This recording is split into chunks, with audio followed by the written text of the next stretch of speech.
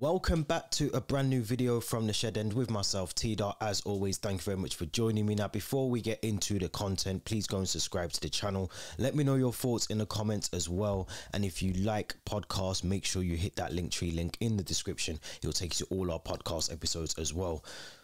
What can I say? Another defeat under Graham Potter, another sub-low, unclinical, poor performance from Chelsea. Carabao Cup, we're out of it. In hindsight, it's probably a good thing. It's less games to play when we come back from the World Cup. But if we were going to win any silverware, and I said this in the preview, if we're going to win any silverware, this for me would have been the trophy that Graham Potter should really have tried to prioritise for this season. It kind of gives you a gateway into European football, whether that's Europa League or whatever, and however well we do in the league. But it gives you something as an achievement from a season that is clearly going to be a roller coaster, one that's going to be in turmoil most of the season. So I think I said again in the preview, I thought, Graham Potter was going to go very strong in his squad. For that reason, I thought he was going to go strong because he knows that this is an opportunity to get silverware, to build on the squad, to bring some players in the summer, to try and end the season on a high after the start of the season, the back end of last season. Let's be honest, the sanctions that were in place, Roman Abramovich leaving, Thomas Tuchel leaving the club, changing ownership. It's been a roller coaster of 12 to 18 months as Chelsea fans. So I thought we were going to go strong with the squad. We did. I was impressed with the lineup. Let's start with that. So it was Ruben Loftus-Cheek, Trevor Chalobah. You had Koulibaly in defence with Mark Correa and Lewis Hall, who we're going to get onto very shortly as well.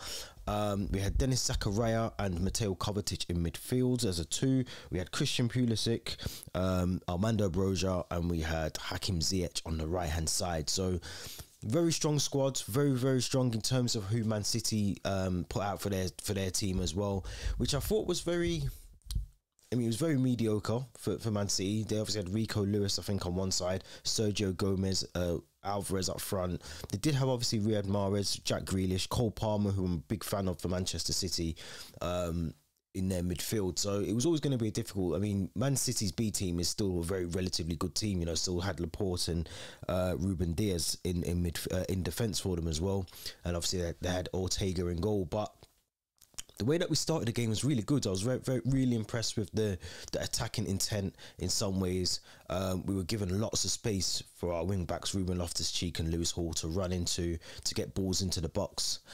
And we started the game really well. I thought we looked impressive. We looked like we were up for the game. But as the game went on, the same things that we've spoken about against Arsenal, against Brighton, against Leipzig, against Zagreb, against all of these things were starting to slowly creep back into the game. No one in the box, no urgency, taking 20 touches with the ball, going back, looking for Mendy. All the things that we talk about every time we do these videos was slowly creeping in. We got to see a couple of good chances in the first half. I thought we should have taken them. Lewis Hall, for me, man of the match performance. I thought he played really well.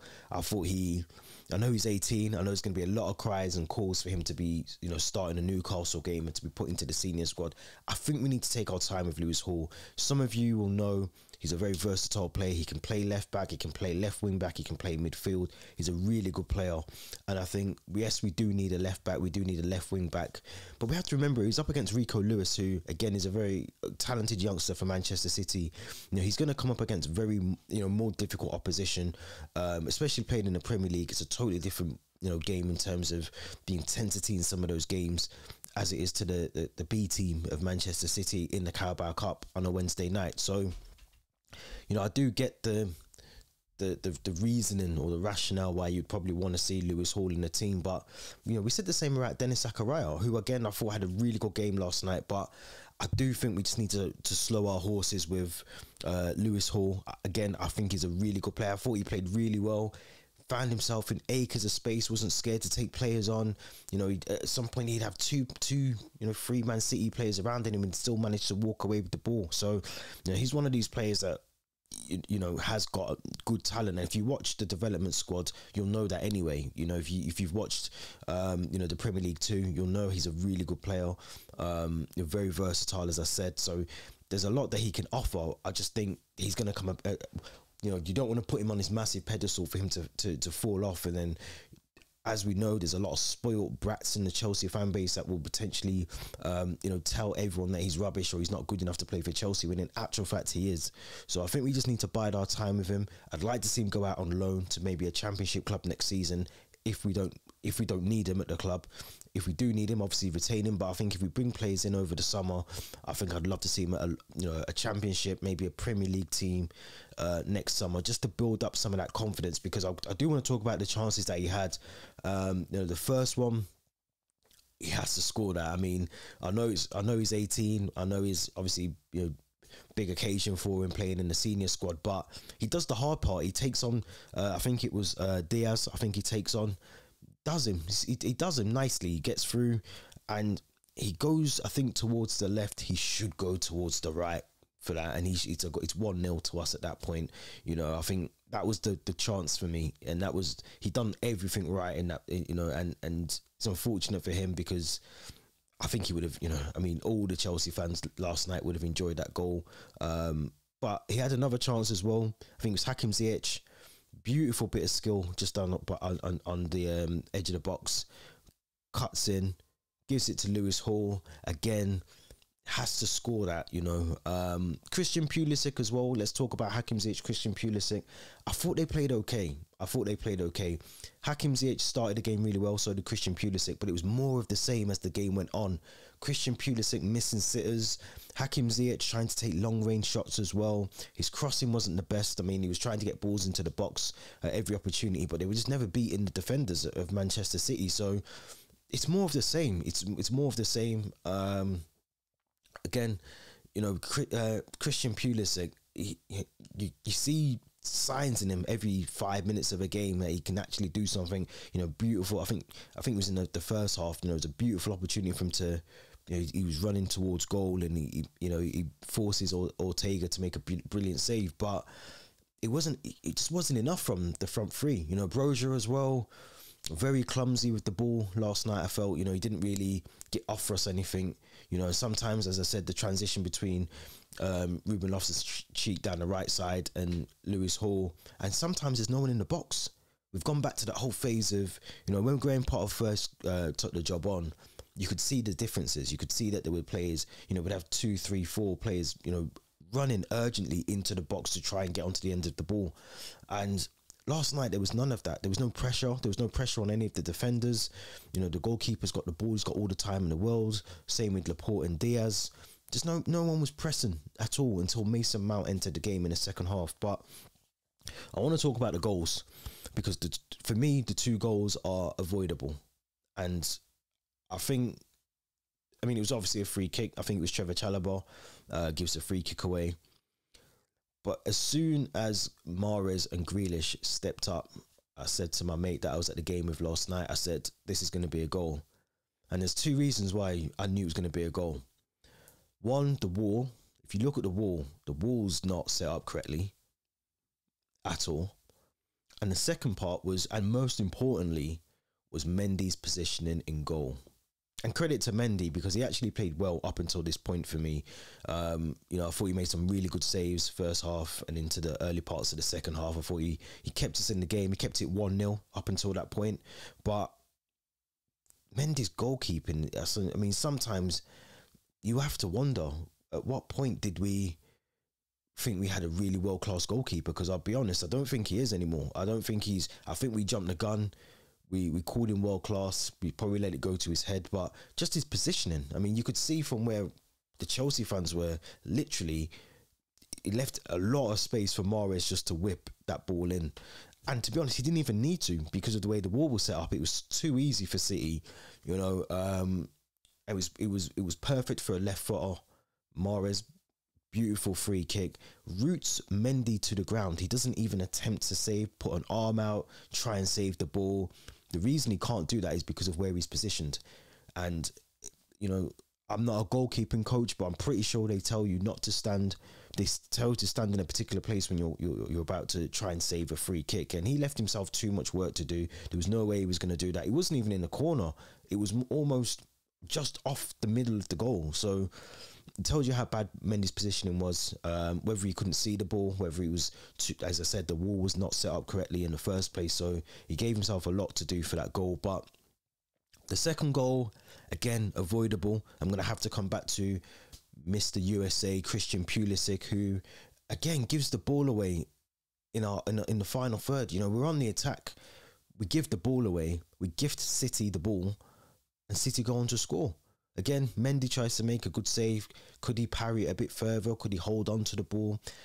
It's hard to say. You know, I'm clutching at straws with that one. But I think the fact that he almost parries it into Alvarez, it was too easy for City. And once it goes 2-0, you know, Manchester City are able to sit back, you know, bring on Calvin Phillips. You know, bearing in mind, they had Phil Foden. I think they had Kevin De Bruyne. Erling Haaland was on the bench. You know, they had, I mean, the bench was crazy. You know, it was crazy, the bench. So yeah, they didn't really need to get out of third gear last night. Our subs that we brought on, I thought came on, changed. I thought Mason Mount changed the game for us. He tried. Mason Mount is the only player with Azpilicueta that at the moment I feel cares about the club. I really do. And I've supported Chelsea for, you know, since '94. I've seen ups and downs with this club. I've seen times when we've not played well. I've seen times when we miss out on trophies and finals, and I've seen it all. I've seen us at our worst, in my opinion, as far back as I can remember anyway, growing up. And we are in a position now where I think we have to be realistic about where we are as a club, as a team. Some of these players are just not good enough for the squad. They're not good enough to play for Chelsea. Some of them don't want to probably play for Chelsea. They've obviously had a rough 18 months, and so be it. Whatever, they want to leave, then let them leave. But I do think that I look at Mason Mount, I look at Azpilicueta, who, when he came on, was up for the game, closing down well. Mason Mount pressing from the front. I see a lot of urgency from those two players. I look at a Sterling. I look at Kai Havertz. I look at Conor Gallagher. There's just not enough. There's just not enough in there for them, you know. And I just think we're gonna get worse before we get better as a club now. And you know, great people are calling for Graham Potter to be sacked. I think that's ridiculous. I think, you know, I mean, I'll be honest. I'm not the biggest Graham Potter fan. I'm really not. At the moment, I'm not seeing anything that's convinced me that Graham Potter has the credentials to take this job on. This is a massive job, and I said that when he got it. It's a massive job. People will say that it's not his squad, but he's still got a really good squad. Let's not be honest. I mean, some of these players are going to the World Cup in a couple of weeks. They're really good. They're professional footballers. He hasn't inherited Sutton United. No disrespect to him. He hasn't inherited, you know, Walsall Football Club. He's inherited Chelsea. It's a club that's still got decent players. And if you can't beat Manchester City's B team, you can't beat Brighton, you know, the team that you should know like the back of your hand, then there is question marks over Graham Potter, but there's also question marks around a lot of these players. And people say it's not his squad. That's a fair comment, fair point. But at the same time as well, like I said against Arsenal, like I said against Brighton, it's not the fact we're losing these games, it's how we lose the games. It's the performances that's more worrying to me than the actual results. We're not going to win every game. We're not Arsenal. This is not the invincible team. We are going to lose games, but it's how we lose them. It's how we lose them. We haven't got like I said in the last video, we haven't got a John Terry. We haven't got someone who is a real leader. Yes, we've got Azpilicueta. Yes, we've got Thiago Silva. But when I mean a leader, I mean someone on the pitch who's going to be physically screaming at these players to do better. We haven't got that. Liverpool have got a Jordan Henderson, so you can give them credit for that. You know, going back years, Manchester United had Roy Keane. They had players in that squad that were doing that, you know. It was just, there isn't any of those. They're all nicey to each other. Graham Potter seems like a very likeable person. Again, I think he said we gave everything we did. I don't think we did last night, but, you know, he's the gaffer, not me. I mean, it's concerning as a Chelsea fan because, you know, I said before, bar AC Milan, I don't think I've really seen a performance that's been up there. You know, those standards that we hold as Chelsea fans, I don't think I've seen any performances under Graham Potter that's made me think, right, yeah, I can see what you're trying to do with this squad.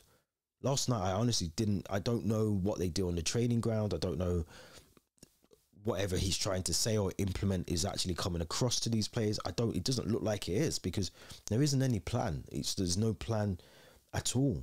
And it's almost like they don't train together. They train in isolation. No one understands. I mean, Sterling made a beautiful run in the second half, and I can't remember who had the ball, but the run was on. He made the run. He made the space. The ball was on. Broja ran into the space that Sterling had just made, and we end up being back closer to Mendy than we are to our own goal, to trying to score. So there's a lot that needs to change at Chelsea. Yes, we're in a transitional period, but I do think, as I said earlier, this was probably our opportunity to try and get some silverware this season.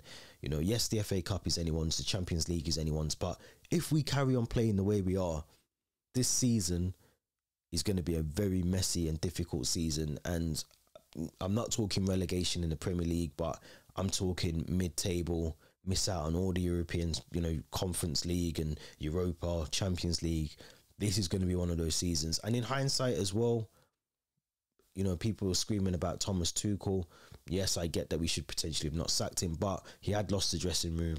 It's time to move on. He's not here. You know, this new age Chelsea fan base, I think, is what's wrong with, you know, and this is no disrespect to anyone who uses Twitter, but, you know, the new age Twitter Chelsea fan base who are very reactionary, Potter out, and, you know, we want this player to start, we don't like this player. Well, that's fine. I don't want to watch Chelsea. That's fine, you know, but I've been through Chelsea up and down, through the mud. I've been through the roughs and the highs and the lows. And, you know, some of these new Chelsea fans have been born into the glory days of Chelsea. They've never had to feel what we've had to feel as Chelsea fans before. So I get it 100%, but this is what football's all about. We've had glory days for many years. This dip was going to come at some point, and, you know, it's just unfortunate that it's come at the time when Liverpool look like they're going to improve. United are slowly improving. City are improving. Arsenal playing the best football they've played in years. So it's come at the wrong time for us, but we'll be back. You know, we'll be back 100%. So let me know your thoughts about the game.